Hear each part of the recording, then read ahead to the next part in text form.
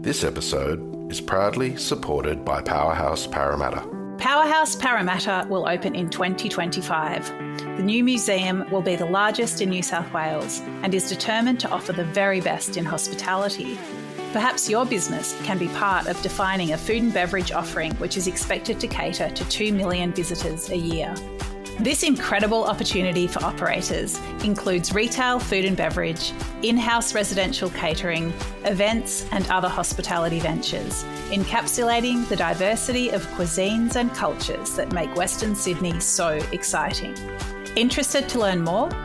Powerhouse invites food and beverage operators to a briefing on Tuesday, 8th of August. For more information and to register for this exclusive briefing, go to powerhouse.com.au. I think we were one of the first fishing businesses to put the word wild catch in our name, or wild in our name, because people were asking, oh, do you aquaculture your fish? And I said, no, we're a wild catch fishery. And so we wanted to make sure our name said where we were, which was the Coorong, that it's wild caught. This is Fish Tales, a seafood podcast. I'm John Susman. Stormboy lived between the Coorong and the sea. His home was the long snout of sandhill and scrub that curves away southeastwards from the Murray mouth. A wild strip it is, wind-swept, tussocky, with the flat, shallow water of the South Australian Coorong on one side and the endless slam of the Southern Ocean on the other. So begins Colin Teal's Stormboy, one of Australia's best-loved children's stories. Since 1964, the book, the film and the play have evoked and defined this wild, beautiful and unspoiled area where the Southern Ocean blows up sand dunes so steep and so high that even four-wheel drives have trouble traversing them. The Coorong is a unique and beautiful wilderness, a place of wind and water and vast skies, of sandhill and tussock, lagoon and waterweed, stone and scrub. Fishing in the lower Murray Lakes and Coorong region has been documented from as early as 1846. From a peak of some 150 fishers in the mid-20th century, currently there are 37 licences. The fishery retains an owner-operator policy to ensure that those who understand the fishery and the environment are the ones who catch the fish. Today the Coorong also has a 47,000 hectare national park, which is not only wild, isolated and remote, but the same could be said of the small group of artisan fishers working these waters. Husband and wife team Glen and Tracey Hill operate Coorong Wild Seafoods. They fish using low-impact methods and are truly committed to working with the environment they're in. Yeah, well, we're located down at Meningie, which is in South Australia, which is about an hour and a half south of Adelaide, and we're right on the Coorong and Lake Albert at the end of the Murray River system. The Coorong, well, as Tracy said, is at the end of the Murray. It's a culmination of 1/7 of Australia. It drains that far. The Coorong is salt water. The Murray runs into the Coorong and the mouth is at the same point. So there's around about 100 odd kilometres, 100 to 160 kilometres of area that is salt water and subject to evaporation. So the upper reaches of the Coorong is quite hypersaline. Because it's an estuary system, it's got fresh water coming into it. It's got sea water coming into it. The evaporation, of course, means that the other end of it is hypersaline. So it's a very dynamic system and varies between a year like it is currently, which is a lot of fresh water coming out, through to something like the Millennium Drought, where we had no water for about 10 years and was subject to only seawater. For Glen Hill, it was a love of fish that drove him to fishing. Fishing can be as much an art as it is a science. Commercialising the craft of artisan fishing can be time-consuming, demanding of persistence and ingenuity. Tracy's journey into the business is a story of how a strong partner can create more than the sum of the parts. Look, I'd always been drawn to fish from a very young age. Bit of a funny story about standing in front of the local fish shop window when my mum used to drop me there to go off and do the weekly shop. and she'd come back and pick me up, and I'd be still enthralled by the fish. So from a very early age, I was drawn to fish, but it wasn't until I actually got here that I went, I could be a commercial fisherman. I went out with a bloke over here, went out fishing with him, and I recognised that it was something that I'd be able to do and that I could afford. I started fishing in 1990. Feels like about 1890, but so 30 plus years. Glen was mainly fishing for the market, and he came home from the fish market one day and he said, I got 30 cents a kilo for my trunks of mullet. And I went into Woolworths that afternoon and saw fillets for $14.99 a kilo. And he said, someone's making money and it's not us. He said, we're going to start filleting our own fish. And I just rolled my eyes and I knew what was coming because I was working in a bank at the time. And so we would fillet fish and then Glen would go and deliver them himself. But as our orders increased through word of mouth, because people like the quality of our fish and our reliability, we just started getting referrals and orders left, right and centre. And so I had to make a decision whether I was going to stay in the bank or I was going to go and join our business full time. And that's when we became Coorong Wild Seafood. We started processing in 1992 and we were just a partnership at that stage. But within about 4 or 5 years, we knew we had to expand the business, and we bought another fishing license and started employing more people. And we decided we'd attended Seafood Directions, which is the seafood conference that we have in Australia. In 1999, it was the first one, and we sat there and went, oh, my God, this is a huge industry with huge potential. And so we really started telling everyone we were commercial fishers and we were proud of it. And I think we were one of the first fishing businesses to put the word wild catch in our name, or wild in our name, because people were asking, oh, do you aquaculture your fish? And I said, no, we're a wild catch fishery. And so we wanted to make sure our name said where we were, which was the Coorong, that it's wild caught. The Coorong geographically lies between Goolwa in the north to the tiny hamlet of Chinaman Wells in the south, with lakes Albert and Alexandrina the principal fishing areas. The water is brackish in the northern lagoon and more saline in the southern lagoon. The diversity of geography, hydrology and topography of the region makes the range, volume and species of fish found vary not just by the seasons, but also by the availability and quality of the water, often influenced from further upstream in the Murray-Darling Basin. So the species is the primary one is a yellow eye mullet. We identify it as being Coorong mullet because it tastes really nice in comparison to the same fish but taken from elsewhere. There's the mulloway, southern black brim and flounder within the Coorong, pippies on the ocean beach. And in the freshwater component, we have golden perch, redfin, carp and bony brim. Well, all the species need to be able to cope with those conditions. Apart from that, you've also got the winter and summer thing, which means that the water can get down as low as, say, 5 degrees and up as high as 30 degrees in summer. So all the fish need to be able to cope with the very extreme conditions. And the amount of salt that they can tolerate is dictated by what used to happen. Now, what that means is that since white man has turned up, extraction has been happening in the river system, and that has meant that we have higher evaporation, or same evaporation, but less capacity for freshening. So that is pushing salinity in the top reaches past the point of where fish can survive.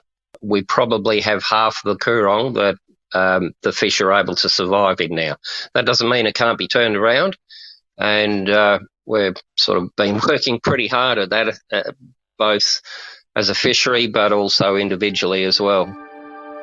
Since early European settlement, commercial fishing in the Lakes and Coorong region has played an important role in establishing and maintaining the adjacent and surrounding coastal settlements. Fishers are mainly concentrated in regional towns of Meningie on Lake Albert, Goolwa and Murray Bridge. There is no typical day. Every day is different, particularly in the Coorong. But let's assume I'm going fishing for mullet. In summer, I'll go out and I'll be actively fishing. The temperature of the water means you have to do everything you possibly can to keep the quality in the fish. Of course, in summertime, that's extraordinarily difficult for your sleep time, because you're out at night most of the night, and then you're working during the day as well. So you get a bit of a sleep next winter. In winter, it's a bit easier.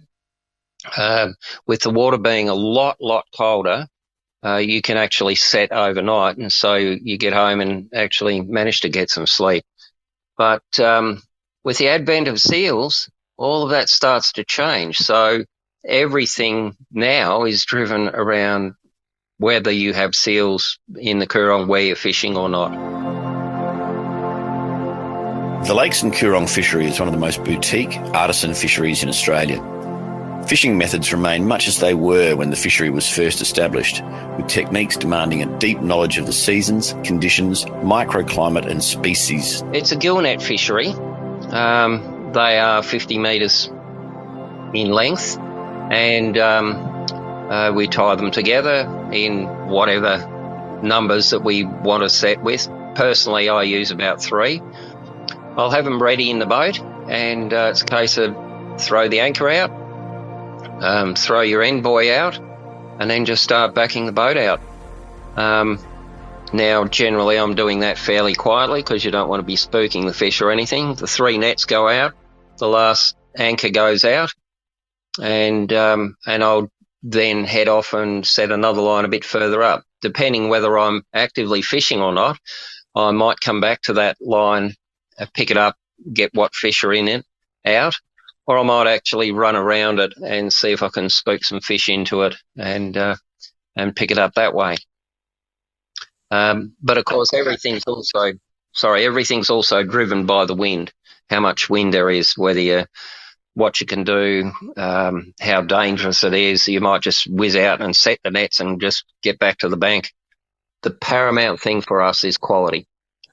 And so we will bring the eskies full of fish back home. Out of the boat they come. They go into our heading room, and we take them out box by box, put them through the scaler. They get headed straight away and into the chiller, iced down in half boxes, and then into the filleting room, processed and washed and packed into whatever our orders are, or packed into vac packs for a freezer. There is a constant cry by many chefs, often perpetuated by a romanticised perspective of popular media, that they are produce-driven, with their menus a reflection of both time and place. The reality of supplying wild-caught, seasonal, regional seafood can be somewhat more difficult. Fishers by nature are opportunists and must take the task of hunting for fish when they can. This doesn't always suit the demands of a chef needing to design a dish, write a menu and ensure he has inventory on hand to cook and serve. The direct supply model for wild-caught fish demands much of both the catcher and the cook.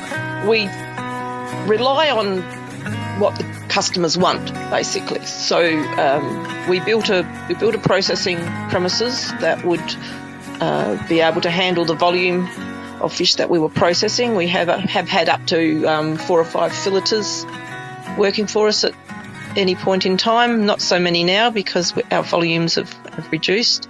We'll talk to chefs and ask them what they're interested in, and if they want whole gutted fish or scaled or split filleted, or they just want fillets, we have to then set up the order system and get the people organised to do what is required to get the fish in the format that they want. And then let's set the process going, and then usually it's a case of trying to get them on some sort of transport. That's our hardest thing with living down here, not on the main transport routes, is getting fish to transport. It's the most difficult thing we have. Chefs quite often need a bit of walking through what's available, when it's available. It's quite often, they'll be asking for mulloway when it's not mulloway season, so we've got to try and explain that to them. We do have quite a few chefs that are very comfortable with our frozen backpacks because they have tried our product, they trust it. Because there are a lot of people who go, frozen's not as good as fresh, and we keep trying to tell them sometimes what you think is fresh in a shop isn't necessarily as fresh as you think it is. So that's an education process with the chefs and the retail outlets. And then I deliver the fish myself to a lot of places. So Thursday is our fish delivery day.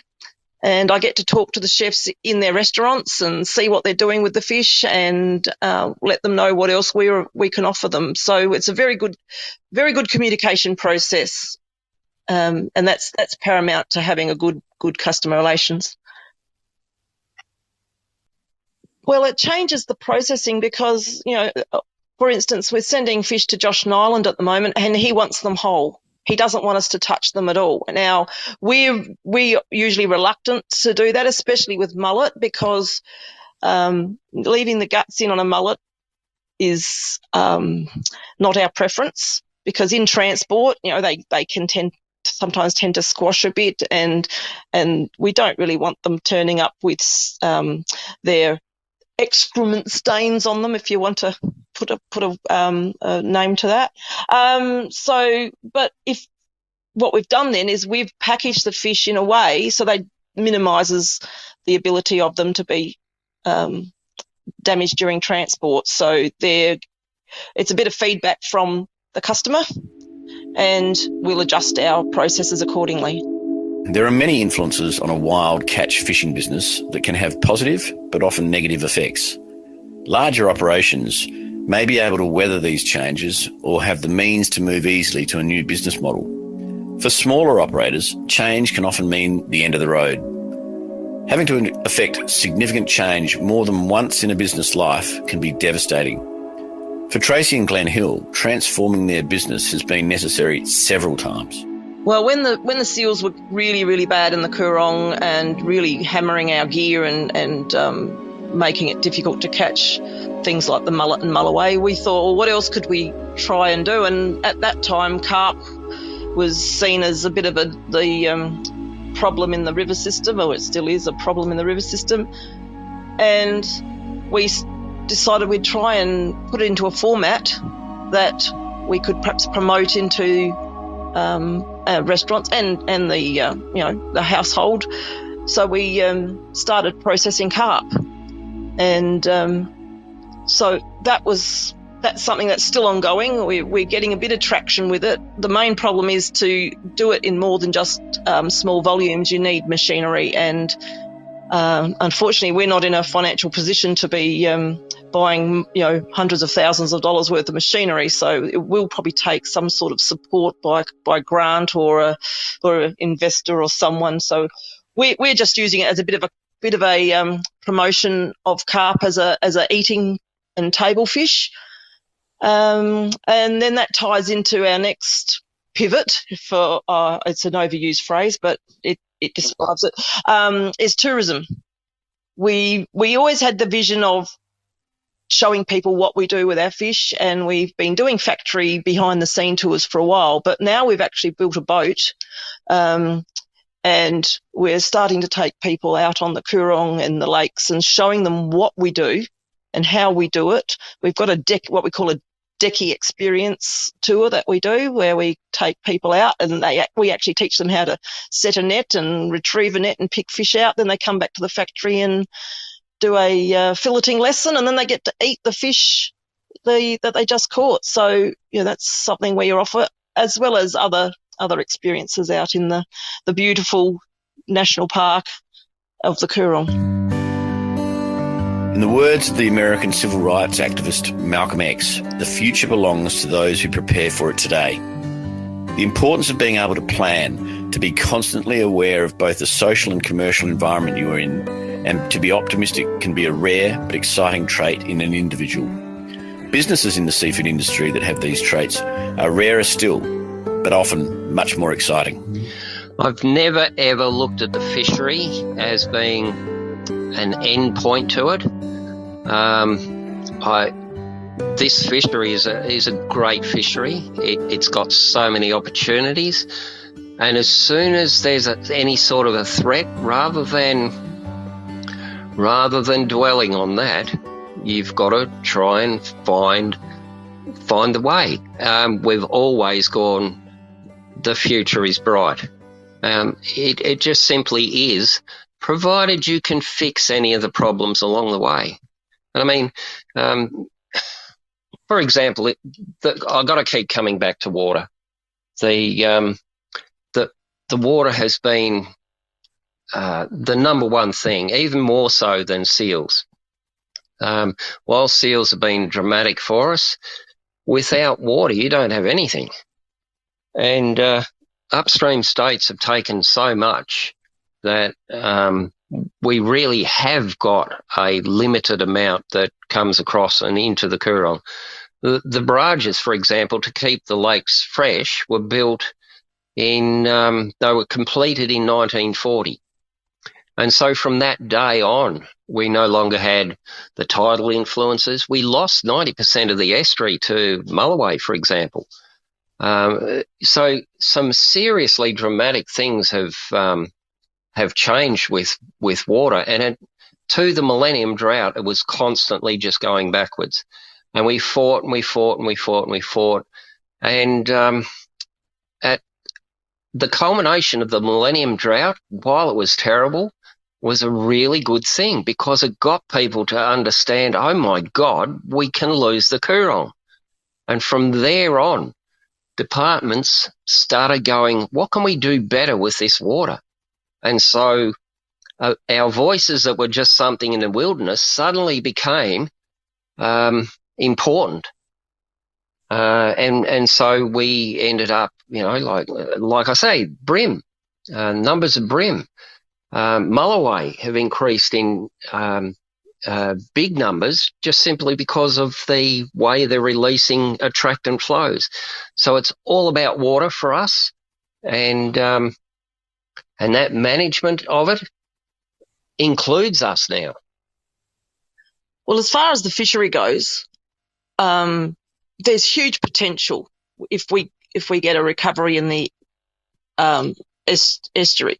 However, for our own personal business, we're getting on a bit now. We're getting a bit, it is physical hard work. I see Glen getting, it is harder for him now to do the work, and that's one of the reasons we were transitioning to the tourism, is to transition out of the hard everyday fishing, and then we can just go fishing for fun and do the tourism side of it as well. Carp, I think, has got huge potential. Everyone who tries the carp that we catch and cook for them have been blown away, and they can't believe how good it tastes. And recently we had Mark Best do a masterclass at the Sydney Fish Market Seafood School, and the participants they just couldn't believe that they were eating carp. So I know once we can get it in people's mouths, their perceptions will change, but it is going to be a bit of a uphill battle, and I think we're equal to the challenge. We managed to do it with Coorong mullet 30 years ago, so hopefully we can do it with carp too. So I think the future is bright. You've always got to have a plan B. I think we're up to plan XYZ at the moment, but we're still in there fighting away. The story of Glen and Tracey Hill is both a warning and an inspiration. Despite their fishery being subject not only to the impact of climate change, but also the national issues surrounding the flow of water through the Murray-Darling Basin and how big farming several states weigh as the most determining factor on their livelihood, the future for their fishery looks extremely bright as they continue to be optimistic, reactive and committed. The opportunities that we've had, a lot of it comes from a changed circumstance. And while most people tend to focus on how bad something is. What we do is recognise that with any changed circumstance, there's an opportunity. And so we spend a lot more time than most people working out what the opportunity is, working out how to make the most of that opportunity. So, and that has sort of put us at the front of what we do. And given that, there's people from all walks of life that are coming to us. We're sort of go-to people. What do you think about this? What can you take us and show us about this? Would you come and talk about so and so? So we've had this over and over. We've had opportunities where we've gone to America, and it's all because of this TV shows, all sorts of things, and it's all because we've gone, what can we do about it, rather than how can we cry about it? I love the people that we meet. We've been involved in farmers markets and food and wine festivals and Tasting Australia and the Delicious Awards and a whole heap of conferences where we've been able to speak to people, and all the chefs we meet and all the people that we've met over the years. And that to me is the highlight, is the wonderful people that we get to interact with and educate and entertain as well. Glen tells some really, really bad dad jokes, but he has people hanging on every word when he goes on a tour, and they come back and tell me that, he's an absolute nutter, don't you? So, no, it's all the people that we meet. That's the highlight for me. As long as the environmental drivers of the fishery are not negatively affected in any significant way, the Lakes and Coorong commercial fishery should be operating for another 160 years. And who knows, maybe the hills will still be part of the fishery in some way.